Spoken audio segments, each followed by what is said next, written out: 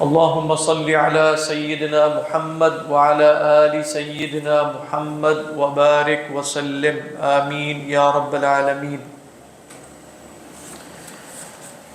حضرات، امام غزالی علیہ الرحمہ کی کتاب الجام العوام عن علم الکلام، اس میں وظیفہ خامسہ تھا امساک۔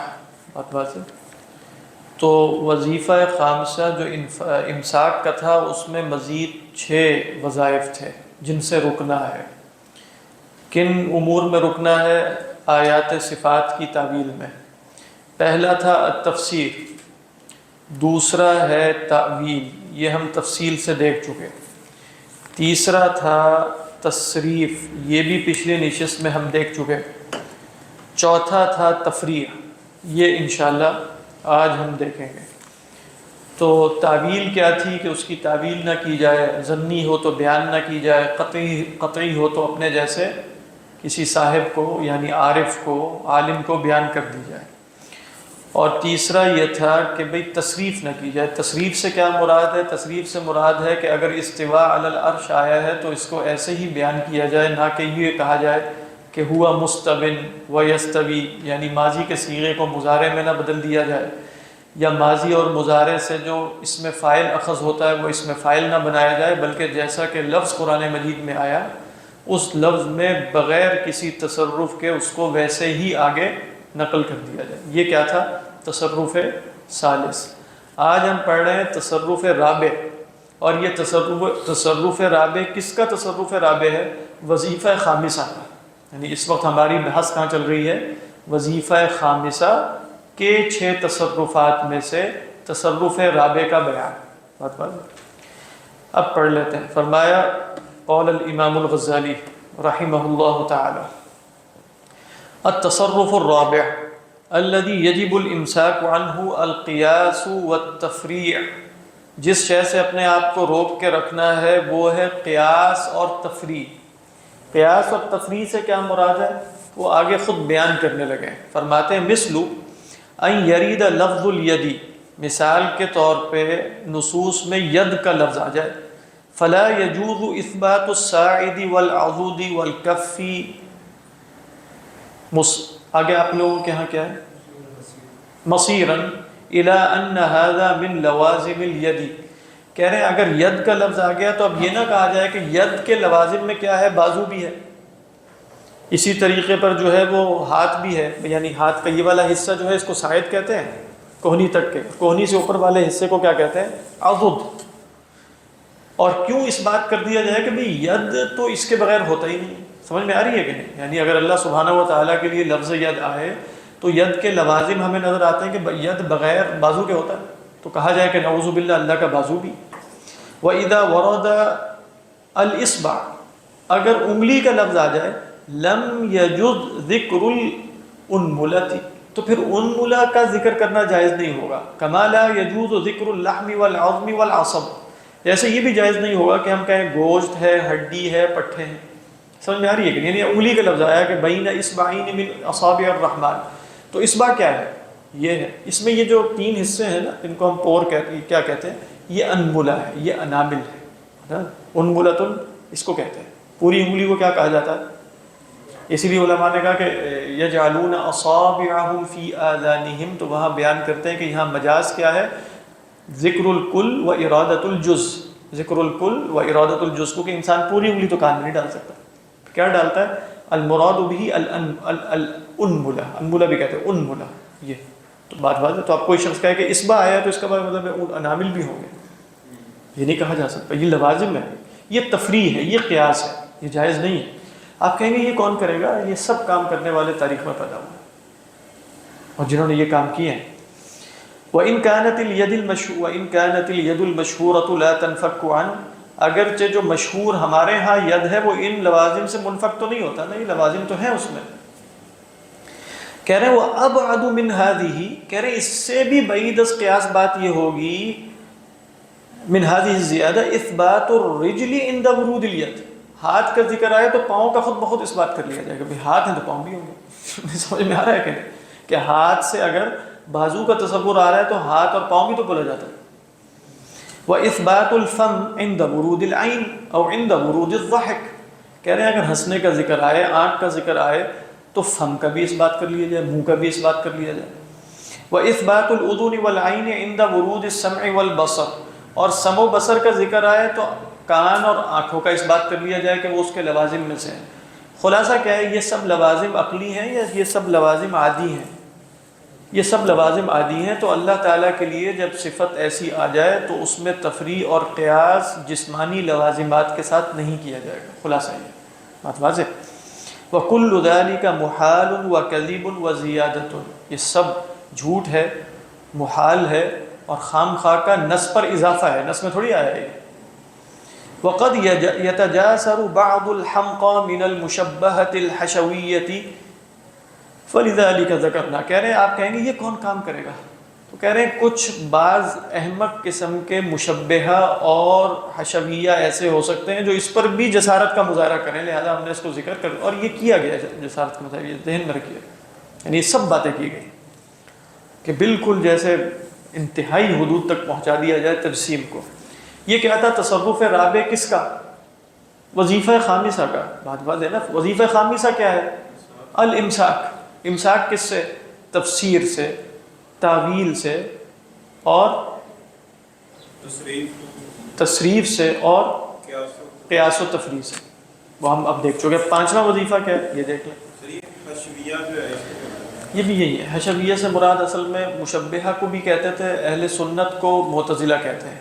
معتزلہ اہل سنت کو کیا کہتے ہیں؟ حشویہ۔ حشویہ کا لغوی مطلب ہے بھرتی کے لوگ، ایسے ہی بھرے ہوئے ہیں بس، مطلب نہ علماء ہیں نہ فقہاء ہیں، نہ بس ایسے ہی جو ظواہر پر عمل کرتے ہیں۔ لہٰذا اہل سنت جب بولتے ہیں تو حشویہ سے مراد ہے جو بالکل ظاہر پرست ہے، جس کو آپ لٹرلسٹ کہتے ہیں، لفظ آ گیا تو اس کو پکڑ کے بیٹھ گئے، لفظ کس سیاق میں آیا، کہاں آیا، یہ دیکھے بغیر، یہ ہے حشویہ۔ اس کے بعد ہے تصرف خامس، وہ کیا ہے؟ یہ اصل میں ایک حدیث سے لیا گیا ہے، یعنی یہ جو کہا جاتا ہے نا لا یجمع بین متفرق ولا یفرق بین مجتمع، یہ حدیث میں آیا کہ بھئی زکوٰۃ، وہ تو کہا نا کہ بھئی 40 بکریوں پہ ایک بکری ہے، ٹھیک ہے، تو اگر مثال کے طور پہ دو لوگ ہیں، ان کی 40 بکریاں ہیں، تو کتنی بکریاں دینی پڑیں گی انہیں؟ 2 بکریاں دینی پڑیں گی۔ لیکن اگر وہ کہیں کہ بھئی زکوٰۃ سے بچنے کے لیے ہم ایسا کرتے ہیں اپنے مال کو جمع کر لیتے ہیں، ہم کہتے ہیں ہمارا مشترک مال ہے 80 ہے، تو وہ 40 سے لے کے 100 تک تو ایک ہی بکری تھی، تو اب ان کو ایک بکری دینی پڑے گی، تو کہا کہ لا یجمع بین متفرق ولا یفرق بین مجتمع خشیۃ الصدقہ، تو یہاں بھی وہی بات آ رہی ہے، نصوص میں بھی یہ کام نہیں کیا جائے گا، تو فرماتے ہیں لا یجمع بین متفرق، بھئی متفرق کو جمع نہیں کیا جائے گا، یہ بہت اہم بات ہے۔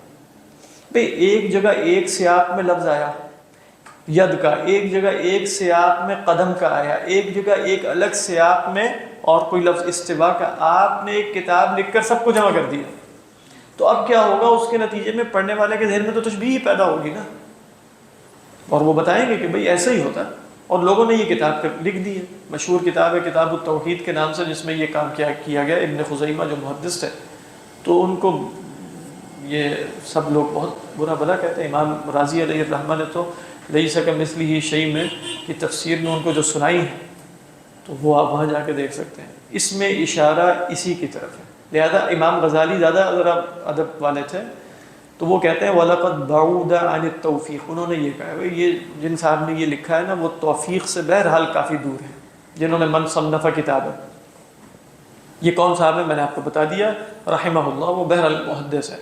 تو فرمایا کہ من صنف کتابا فی جمع الاخبار خاصۃ ورسم فی کل عضو بابا، اسی طرح کتاب لکھی ہے، کہہ رہے ہیں جنہوں نے یہ تمام اخبار جو ہے وہ جمع کی اور ہر عضو میں ایک الگ سے باب قائم کر دیا، یعنی کیسے؟ فقال باب فی اثبات الرأس، باب فی اثبات الید الى غیر ذلك وسماه کتاب الصفات، التوحید والصفات، وسماه کتاب الصفات، فإن هذه كلمات متفرقة صدرت من رسول الله صلى الله عليه وسلم في أوقات متفرقة متباعدة اعتمادا على قرائن مختلفة تفهم السامعين معاني صحيحة۔ بات واضح ہے، کہہ رہے ہیں یہ تمام الفاظ اللہ کے رسول صلی اللہ علیہ وسلم سے متفرق الگ الگ اوقات میں ظاہر ہوئے ہیں، اور اس میں بھی اعتماد کیا گیا ہے ان قرائن مختلفہ پر جو ہر موقع پر موجود تھے. ایسے دلائل اور قرائن موجود تھے جو سامعین کو صحیح معنی سمجھا دیتے تھے. سمجھ میں آ رہی نا یہ بات؟ لیکن ان صاحب نے کیا کیا، ان صاحب نے سب روایات کو جمع کر لی. جیسے مطلب میں صرف ویسے دے رہا ہوں کہ بھئی ہماری 1400 سال کی تاریخ ہے نا، 1400 سال کی تاریخ میں غلط سلط کام بھی ہوئے ہیں. تو اب کوئی صاحب کتاب لکھیں کہ مسلمانوں کے فلاں بادشاہ نے یہ کیا، فلاں نے یہ کیا، فلاں نے یہ کیا، فلاں نے یہ کیا، 1400 سال میں 15 واقعات نکال کے دکھائیں اور اس پر ایک کتاب لکھ دیں، تو اس کو پڑھنے والا یہی سمجھے گا کہ ہماری تاریخ تو ایسی ہے کہ جس سے شرمندگی سے سر جھکا لینا چاہیے اور سر مطلب آنکھیں بند کر لینی چاہیے. یہی سمجھ میں آئے گا. کیوں ہوا ہے کہ بھئی وہ کام جو 150 200 250 سال میں ایک دفعہ ہو رہا تھا، ان صاحب نے کتاب لکھ کر سب کو ایک جگہ جمع کر دی. تو اس سے جو تصور تاریخ کے بارے میں پیدا ہوگا وہ تصور اور ہے. وگرنہ اگر آپ دیکھیں کہ بھئی وہ تاریخ 1500 سال پر محیط ہے، اس میں یہ واقعات چند ہیں، تصور تاریخ اور ہو. سمجھ میں آ رہی ہے بات؟ ہاں آگے چلیں. کہہ رہے ہیں فَإِذَا ذُكِرَتْ مجموعۃ علی مثال خلق الانسان، اگر یہ ساری روایات جمع کر دی جائیں خلق انسان کی مثال پر. جیسے خلق انسان کی مثال کیا ہے؟ جیسے انسان کا سر ہوتا ہے تو سر سے بات شروع کی جائے، باب فی اثبات الرأس، باب فی اثبات العین، باب فی اثبات الاذن، باب فی اثبات الفم، باب فی، تو تصویر کیا بنتی چلی آ رہی ہے سامنے، خود ہی سوچیے. تو یہ ہے. تو کہتے ہیں فَإِذَا ذُكِرَتْ مَجْمُوعَةً عَلَى مِثَالِ خَلْقِ الْإِنسَانِ صَارَ جَمْعُ تِلْكَ الْمُتَفَرِّقَاتِ فِي السَّمْعِ دُفْعَةً وَاحِدَةً عَظِيمَةً فِي تَأْكِيدِ الظَّاهِرِ وَإِيهَامِ التَّشْبِيهِ. بات سمجھ میں آ گئی نا یہ آپ کو کہ یہ سب باتیں جب جمع کی جائیں گی تو دفعتاً واحدہ یہ اتنی قسمیں عظیم ہو جائیں گی تاکید ظاہر اور ایہام تشبیہ میں. وصار الاشکال فی ان رسول اللہ صلی اللہ علیہ وسلم لمن نطق بما یوہم خلاف الحق اعظم فی النفس واوقع. اور یہ اشکال کہ اللہ کے رسول صلی اللہ علیہ وسلم نے ایسی بات کیوں کہی کہ جو حق کے مخالف ہے، یہ اشکال نفس میں زیادہ عظیم اور زیادہ اثر پذیر مؤثر ہو جائے گا. یہ سمجھ میں آ رہی ہے نا؟ کیونکہ خود اشکال پیدا ہو جائے گا. لماذا رسول اللہ صلی اللہ علیہ وسلم ذکر الرأس و ذکر العین. النبی جب آپ نے ذکر کیا تھا تو متفرق مقامات پر، متباعد اوقات پر، ایسے قرائن کے ساتھ کہ جس میں سلیقہ عربی رکھنے والا ہر شخص سمجھ لیتا تھا کہ ظاہر معنی مراد نہیں ہے. جیسے ہم بھی بولتے چلے جاتے ہیں.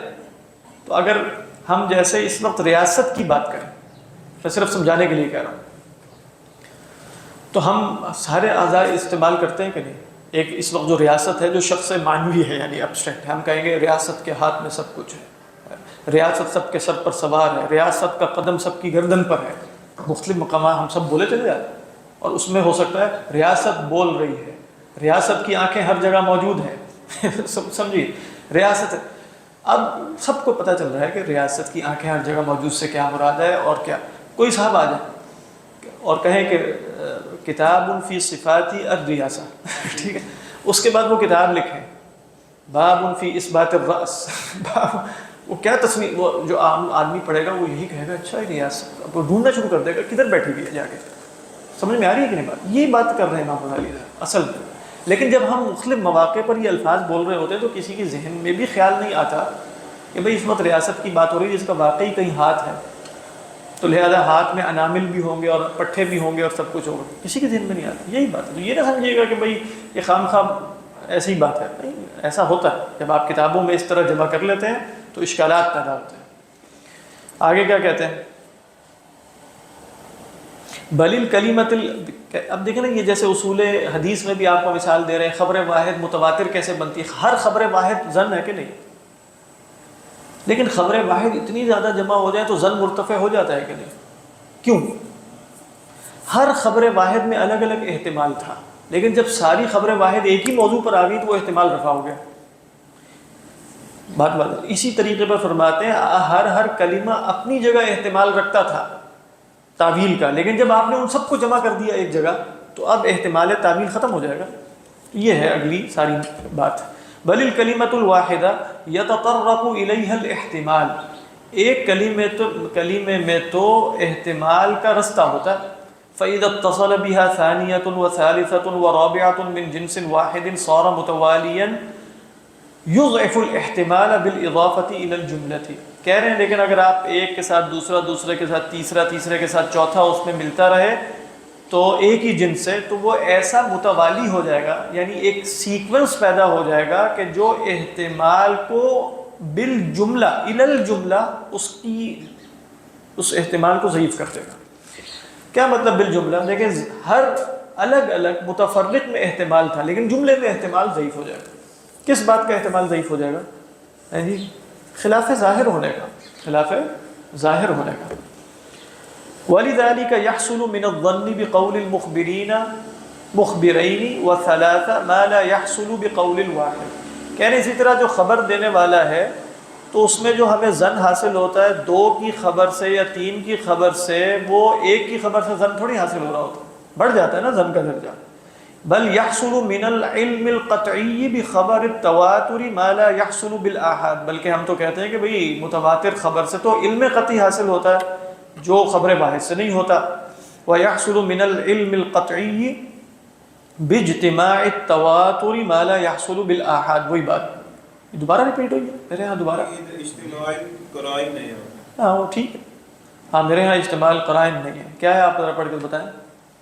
وَيَحْصُلُ مِنَ الْعِلْمِ علم القطعی باجتماع القرائن ما لا يحصل بالآحاد، ہاں بس بات واضح ہے، اجتماع قرائن کے نتیجے میں بھی وہ یقین حاصل ہو جاتا ہے جو خبر واحد سے نہیں ہو رہا تھا۔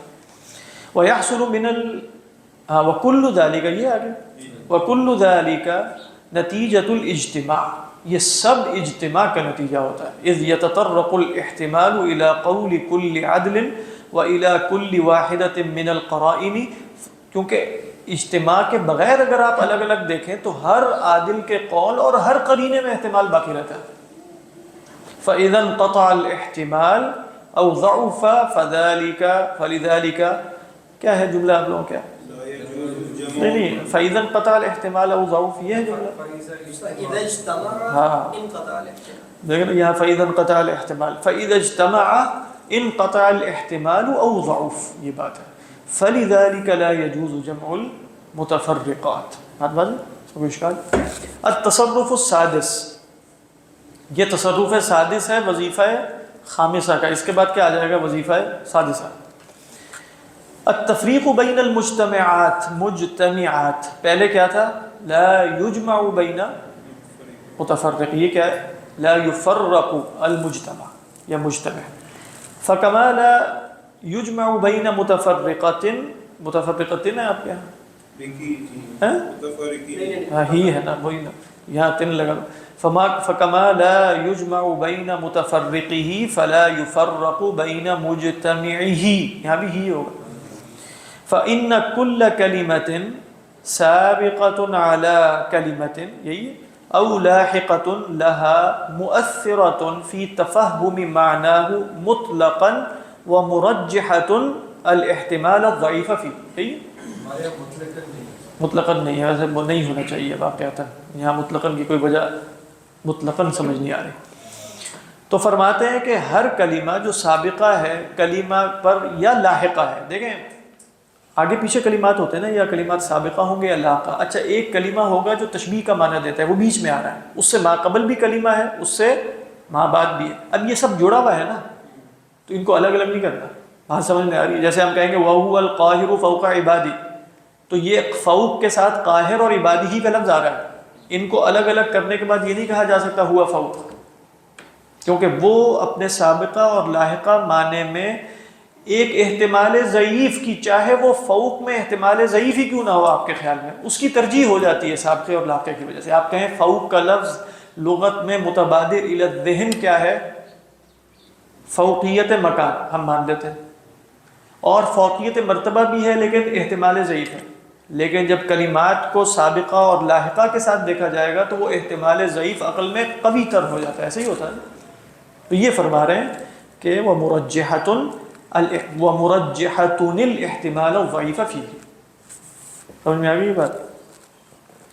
فَإِذَا فُرِّقَتْ وَفُصِلَتْ، یا فصلت ہے آپ کے، فصلت ہی ہونا چاہیے، فصلت سقطت دلالتها، ٹھیک ہے؟ اگر ان کلمات کو الگ الگ کر دیا جائے گا تو دلالت ساقط ہو جائے گی۔ اب ذرا دیکھیں بہت خوبصورت مثال ہے، دلالتها مثل قوله تعالی وهو القاہر فوق عبادہ، اللہ تعالیٰ اپنے بندوں پر غالب ہے۔ اس میں دو لفظ ہیں، ایک ہے قاہر، یہ سابق ہے کس کے؟ فوق کے، اور لاحق کیا ہے؟ عبادی۔ دونوں ایک ایسا کردار ادا کر رہے ہیں اس جملے کے فہم میں کہ اگر آپ دونوں کو نکال دیں تو فوق کا لفظ کوئی اور دلالت پیدا کر دے گا۔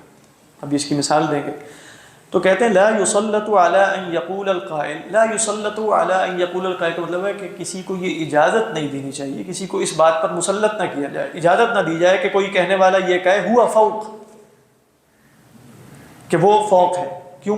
لأنه اذا ذکر او ذکر القاہر یا ذکر القاہر قبلہ ظہر دلالة الفوق على الفوقیة التي للقاہر مع المقہور وہی فوقیة الرتبہ۔ کہہ رہے ہیں اگر وہ قاہر کا لفظ پہلے ذکر کرے گا نا تو پھر فوقیت پر دلالت ہو جائے گی جو فوقیت رتبہ ہوتی ہے، جو قاہر کو مقہور پر ہوتی ہے، کیونکہ قاہر کا لفظ بول دیا نا۔ اگر آپ کہیں گے ہوا فوق تو اور مطلب ہے ہوا القاہر فوقہ، خود بخود پتہ چل رہا ہے کہ یہاں فوقیت کون سی ہے؟ فوقیت القہر التي تكون للقاہر علی المقہور۔ اچھا آگے دیکھیے، فرماتے ہیں عبد کا ذکر بھی ہے نا آگے، تو کہتے ہیں بل وَلَفْظُ الْقَاهِرِ يَدُلُّ عَلَيْهِ بل لا يجوز ان يقول وهو القاهر فوق غيره۔ اس سے بھی وہ بات پوری طرح نہیں وہ باتیں ہو رہی، کیوں؟ بل ينبغي ان يقول فوق عباده، یعنی اللہ تعالیٰ کی کوئی صفت یوں بیان کرے ہوا فوق غیره، بات تو ٹھیک ہے، اللہ کے سوا جو بھی ہے اس کا غیر ہے، لیکن اگر وہاں غیری ہی کی جگہ لفظ عبد لے کر آیا جائے گا تو معنی بدل جائے گا، کیونکہ اب میں خود پتہ چل رہا ہے کہ بھئی رب کو، آقا کو جو اب پر فوقیت ہوتی ہے وہ کس اعتبار سے ہوتی ہے۔ بات سمجھ میں آ رہی ہے کہ نہیں؟ لفظ قاہر بھی بتا رہا ہے جو سابقہ ہے، لفظ عباد بھی بتا رہا ہے جو لاحقہ ہے، ان دونوں کے بغیر لفظ فوق کی یا کلمہ فوق کی دلالت بدل جاتی ہے۔ اب دیکھیں کیا کہتے ہیں بل لا يجوز ان يقول وهو القاهر فوق غيره بل ينبغي ان يقول فوق عباده لان ذكر العبودية في وصفه في الله فوقه يؤكد احتمال فوقية السيادة۔ کہہ رہے ہیں کہ جب آپ ذکر عبودیت اللہ کی اس صفت میں کہ وہ فوق ہے ذکر کریں گے تو اس سے تاکید ہو جاتی ہے کس احتمال کی کہ یہ فوقیت سیادت کی ہے، غلبے کی ہے۔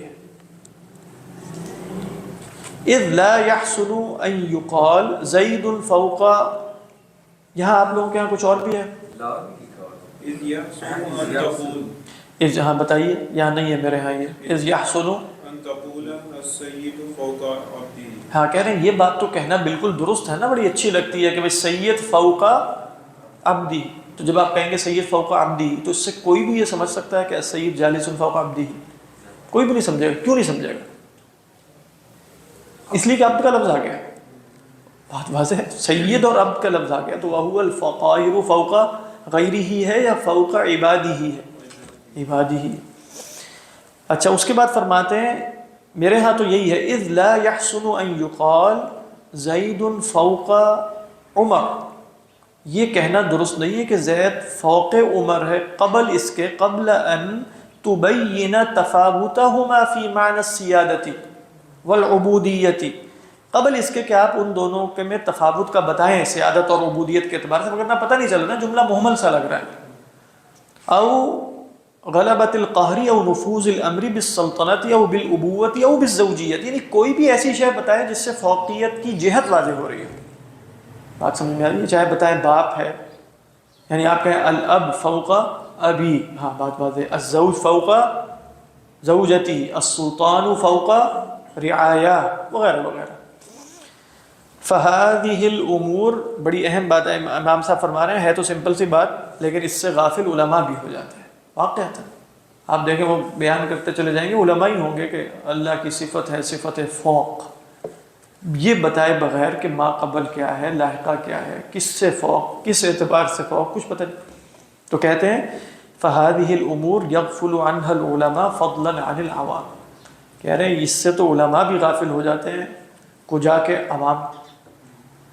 فكيف يسلط العوام في مثل ذلك على التصرف بالجمع والتفریق والتأویل والتفسیر وانواع التغییر، کہہ رہے ہیں عوام کو کیسے مسلط کیا جائے، یعنی ان کو کیسے اجازت دے دی جائے کہ وہ تصرف کریں جمع و تفریق اور تعویل اور تفسیر اور انواع تغییر پر. بات واضح. وَلِأَجْلِ هَذِهِ الدَّقَائِقِ انہی باریکیوں کی وجہ سے بالغ السلف فی الجمود والاقتصار علی موارد التوقیف، یعنی اسی وجہ سے انہوں نے جمود اختیار کیا، وہیں رک گئے، اور جو موارد توقیف ہے جیسا کہ لفظ توقیفاً بیان ہو رہا ہے اسی پر اختصار کیا انہوں نے. کما ورد علی الوجہ الذی ورد وباللفظ الذی ورد، جیسا کہ جس طریقے پر وہ لفظ آیا تھا بس اسی پر اکتفا کیا، اور جس لفظ کے ساتھ آیا تھا اسی پر اکتفا کیا، اور یہ سلف سے ثابت ہے. کثرتاً وہ کہتے تھے امر روح کما جاءت، ان صفات کے بارے میں کہتے تھے امر روح کما جاءت، ان کو ویسے ہی بیان کر دو جیسا کہ آئی، بغیر زیادتی اور کمی کے، بغیر تصرف کے. والحق ما قالوه والصواب ما رأوا، اور واقعتاً حق وہی ہے جو سلف نے کہا اور ثواب بھی وہی ہے جو انہوں نے دیکھا. فأهم المواضع بالاحتیاط ما هو تصرف فی ذات اللہ وصفاته، سب سے زیادہ جگہ جہاں احتیاط کرنی چاہیے وہ اللہ کی ذات اور صفات کے بارے میں کوئی تصرف کرنا ہے واقعتاً. وأحق المواضع بإلجام اللسان، اور سب سے زیادہ وہ جگہ جہاں زبان کو لگام دے کے رکھنی چاہیے وہ کیا ہے؟ الجام اس لیے لے کے آئے ہیں کیونکہ کتاب کا نام یہ الجام العوام عن علم الکلام. تو فرماتے ہیں وتقییدہ عن الجریان فیما یعظم فیہ الخطر، اور اس کو روک کے رکھا جائے کہ وہ اس جگہ چلے، کون چلے؟ زبان چلے جہاں خطرہ بہت ہے. وأی خطر اعظم من الکفر، لماذا؟ کفر کیوں لازم آ جائے گا؟ اس لیے کہ اللہ کی صفات کے بارے میں کوئی بات اپنے خیال سے کہہ دی گئی تو وہ کفر ایسا ہی ہے. تو وہاں تو گویا توقیف اختیار کرے انسان، رک کے رہے بس. اچھا یہ جو ہے نا وظیفہ خامسہ ختم ہو گیا. وظیفہ خامسہ کیا تھا؟ الامساک. وظیفہ سادسہ کیا ہے؟ الکف. کف کیا ہے؟ روکنا اپنے آپ کو. امساک بھی روکنا تھا لیکن امساک تھا ظاہر میں روکنا اپنے آپ کو تصرف سے، اور کف ہے باطن میں تصرف سے اپنے آپ کو روکنا، اس میں غور و فکر بھی نہ کرے. اور اس میں امام صاحب ایسی عجیب و غریب قسم کے اصول بیان کر رہے ہیں، یعنی آپ آگے دیکھیں گے کہ وہ مطلب اگر انسان کو بہت ہے کہ وہ انہی مسائل میں پڑ گیا، وہ کہہ رہے ہیں اپنے آپ کو مشغول کرو، ذکر میں مشغول کرو، تلاوت میں لگا لو. اچھا وہاں دل نہیں لگ رہا، چلو کوئی پیشہ شروع کر دو، تجارت کرو، کھیتی باڑی کرو، یہ کرو، ان مسائل سے بہتر ہے. اچھا وہاں بھی نہیں ہو رہا تو چلو کھیل تماشا کرو، اس طرح کے کام کرو. پھر آخر میں فرماتے ہیں وہاں سے بھی نہیں ہو رہا تو اس میں پڑھنے سے بہتر ہے گناہوں میں لگ جاؤ. یہاں تک جا رہے ہیں یعنی امام صاحب اس حد تک جا رہے ہیں یہاں کہ ہو سکتا ہے ایک شخص جو ہے وہ محقق اثر بنا بیٹھا ہو اور وہ ان مسائل میں اپنی شگوفے چھوڑ رہا ہو، اور ایک شخص جو ہے وہ لہو لعب میں ہو، صاحب ایمان ہو، لیکن ان مسائل سے اپنے آپ کو روکے رکھے ہو، تو فرما رہے ہیں وہ بہتر ہے اس سے، وہ اس شخص سے بہتر ہے. تو یہ کام جیسے کہا کہ یہ کف ہے. جو بھی اب مسئلہ یہ ہے کہ یہ عوام الناس کو کہا جا رہا ہے، تو عوام الناس میں سے اپنے آپ کو سمجھنا بھی تو بڑا مشکل ہے یہ بھی تو ایک امتحان کا کام ہے. کوئی بھی شخص ایسا ہوگا، جیسے کہا گیا نا کہ بھئی عقل وہ شے ہے جس پہ سب راضی ہے، یعنی مال پر کوئی راضی نہیں ہے، حسن پر نہیں ہے، جمال پر نہیں ہے، دنیاوی مراتب پر ہر ایک کہتا ہے کہ دوسرا بہتر ہے. یہ وہ کہتے ہیں کہ عقل وہ شے ہے جس پر سب راضی ہے، کہ جو مجھے ملی ہے وہ کسی کو نہیں ملی، اور جو بات مجھے سمجھ میں آئی ہے وہ کسی کو سمجھ میں نہیں آئی، اور جو میرے اندر یونیکنس ہے اور تفرد ہے اور ندرت ہے وہ کسی اور کے اندر نہیں ہے نا. ایسے یہ اشعار میں بھی اسی طرح کے مضامین بہت بیان ہوئے ہیں کہ سب اپنی عقل پر قانع ہے. تو فرماتے ہیں الوظیفۃ السادسہ فی الکف بعد الامساک وآنی بالکف کف الباطن. ٹھیک ہے، باطن کو روکے، عن التفکر فی هذه الامور فذلك واجب علی کما وجب علیہ امساک اللسان عن السؤال والتصرف. تو یہ بھی اس پر ویسے ہی واجب ہے جیسے زبان کو تصرف اور سوالوں سے روکنا. وہذا اثقل الوظائف، واقعتاً کہتے ہیں یہ جو جتنے بھی وظائف خمسہ بیان کیے اس سے ماقبل ان میں سب سے زیادہ مشکل وظیفہ یہ سادسہ ہے. وہذا اثقل الوظائف واشدها وهو واجب، اور یہ واجب ہے. کما وجب علی العاجز الزمن الا يخوض غمرة البحار، جیسے ایک عاجز اور کمزور اور بیمار آدمی کے لیے کہ پر واجب یہ ہے کہ وہ سمندر کی جو تلاطم خیز موجیں ہیں اور گہرائیاں ہیں اس میں خوض نہ کرے، اس میں غواصی نہ کرے. بات واجب ہے نا اس پر، ہلاک ہو جائے گا وغیرہ. کہہ رہے ہیں چاہے اس کا دل چاہ رہا ہو کہ ذرا اس میں ڈبکی لگاؤں اور میں بھی نیچے سے جو ہے وہ موتی نکال کے لاؤں. دل تو سب کا چاہتا ہے نا، دیکھے گا وہ کیا زبردست نیچے جا رہے ہیں تو فلاں بھی نیچے جا رہا ہے تو وہ بھی کہے گا میں بھی نیچے اتر کے کچھ لے کر آؤں. لیکن اسے پتہ ہے کہ میں نیچے اتروں گا تو واپس نہیں آ سکوں گا، تو لہٰذا وہ کیا کہے گا، بہت اس کا دل چاہے گا تب بھی کہے گا نا ساحل پہ ہی رہو، ایسا ہی کہے گا. تو کہتے ہیں وَإِنْ كَانَ يَتَقَاضَاهُ طَبْعُهُ أَنْ يَغُوصَ فِي الْبِحَارِ وَيُخْرِجَ دُرَرَهَا وَجَوَاهِرَهَا. اگرچہ اس کا دل تو چاہے گا کہ بھئی وہ بھی ذرا غواصی کرے سمندر کی اور درر اور جواہر نکال کر لائے. وَلَكِنْ لَا يَنْبَغِي أَنْ تَغُرَّهُ نَفَاسَةُ جَوَاهِرِهَا مَعَ عَجْزِهِ عَنْ نَيْلِهَا. لیکن بہرحال ذہن میں رکھے کہ اسے جواہر کی نفاست دھوکے میں نہ ڈالے، کیونکہ ساتھ اصل میں کیا شے لاحق ہے اسے، وہ اسے حاصل کرنے کی استطاعت نہیں رکھتا اصل میں. تو پھر خام خواہ دھوکے میں پڑنے کی کیا ضرورت ہے، اپنی جان مروانے کی کیا ضرورت ہے. بل ينبغي ان ينظر الى عجزه وكثرة معاطبها ومهالكها. اسے چاہیے کہ بھئی اپنے عجز کو دیکھے اور سمندر میں جو معاطب اور مہالک ہیں، ہلاک ہونے کی جو جگہ ہیں، ان کو پیش نظر رکھے اور ساتھ یہ غور بھی کرے. دیکھیں بڑی اہم بات ہے، وَيَتَفَكَّرَ أَنَّهُ إِنْ فَاتَهُ نَفَائِسُ الْبِحَارِ. اور وہ کہے کہ اگر مجھے سمندر میں یہ نفائس اور درر نہ بھی مل سکے، اگر رہ بھی گئے تو فما فاتہ الا زیادات وتوسعات فی المعیشۃ وهو مستغن عنها. تو پھر بھی جو شے اس سے رہ گئی وہ زیادات تھے نا، ضروریات تو نہیں تھی، وہ توسعات تھے نا جو معیشت میں انسان اختیار کرتا ہے. چاندی سونا جواہرات نہیں بھی ہوں گے تو زندگی تو چلتی رہے گی. اور وهو مستغن عنها. فإن غرق، اگر وہ غرق ہو جائے، اگر اول تقمہ تمساح. امام صاحب علیہ الرحمہ جو ہے تماسیح کا بہت ذکر فرماتے ہیں کافی. سب یہ نہیں ذکر عموماً کرتے کہ مچھلی کھا جائے، مگرمچھ، پہلے بھی مگرمچھوں کا ذکر آیا تھا. لگ رہا ہے امام صاحب کا کوئی تھا اس سے سلسلہ، واللہ اعلم. میں مثالوں سے ہی پتہ چلتا ہے، تمساح کی مثال بھی لاتے ہیں. فإنه اصل الحیاة. یہ غلط ہے میرا خیال ہے، فاتہ اصل الحیاة. ہاں تو کہہ رہے ہیں اگر وہ ڈوب گیا یا مگرمچھ اسے نکل گیا تو حیات ہی رخصت ہو جائے گی، اصل حیات ہی رخصت ہو جائے گی. اچھا اب وہ یہ دیکھیں، یہ ہے وہ ان کی ایک بصیرت جو امام صاحب کی. فإن قلت، کہتے ہیں ان لم ينصرف قلبه من التفکر والتشوف الى البحث فما طریق. کہہ رہے ہیں اگر دل نہ مانے، منصرف نہ ہو کس بات سے کہ تو وہ تفکر اور تشوف کرے، تو اس کو ہٹانے کا طریقہ کیا ہے، کیسے آپ دل کو مائل کریں کہیں اور. کہتے ہیں قلت طریقه ان يشغل نفسه بعبادت اللہ وبالصلاۃ وقراءۃ القرآن والذکر.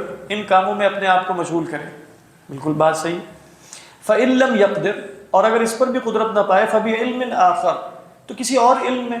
کیا علم ہو سکتا ہے؟ لا يناسب هذا الجنس، جس میں اس طرح کے مسائل نہ آئیں.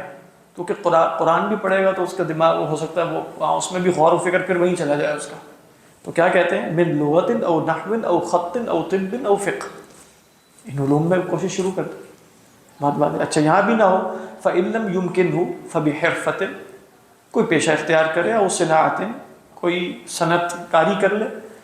ولو الحراثۃ والحیاء کا یعنی وہ صنعت چاہے یہ کیوں نہ ہو. یعنی اس سے یہ گویا وہ کہہ رہے ہیں کہ یہ بھی کرنی پڑے تو کر لے. وہ کیا ہے، کھیتی باڑی کرے کہیں جا کے اور کوئی کپڑے بننے کا کام شروع کر دے.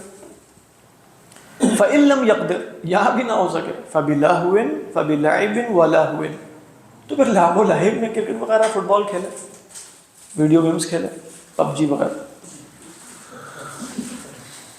نہیں مطلب مراد یہ ہے کہ دماغ کو کہیں اور لگائے، یہی بتانا چاہ رہے ہیں. وہ پب جی کا نہیں بتانا چاہ رہے، وہ تو خیر وہ لہب و لعب بھی وہ ہے جس سے نقصان ہوگا انسان کو ذہنی طور پہ بھی، آنکھوں کو بھی. مراد ہے کہ جسمانی ایکٹیویٹی میں سوئمنگ کرے چلیں، یوں کہیں.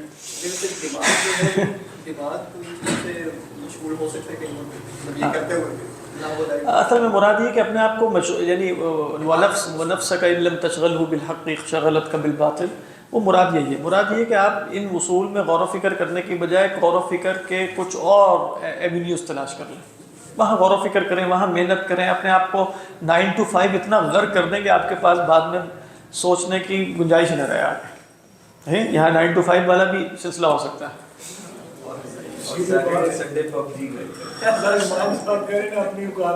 جی ہاں، امام صاحب یہی کہہ رہے ہیں کہ اپنی قدر پہچانو.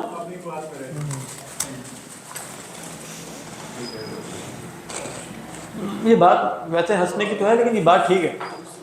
ان مسائل میں گمراہی انسان کو کہیں اور پہنچا سکتی ہے. بالکل. کتنے بڑے بڑے فلسفی ہیں اور بڑے بڑے لوگ ہیں، نہایت مطلب آپ کہیں انہوں نے بہت کچھ پڑھا، ہندو مت پڑھا، فلاں پڑھا، فلاں پڑھا، فلاں پڑھا، اسلام میں بھی تصوف اور سب کچھ، اور ان دی اینڈ پھر نتیجے پہ مثلا اس نتیجے پہ پہنچ گئے بالفرض کہ ویلیڈیٹی آف آل ریلیجنس.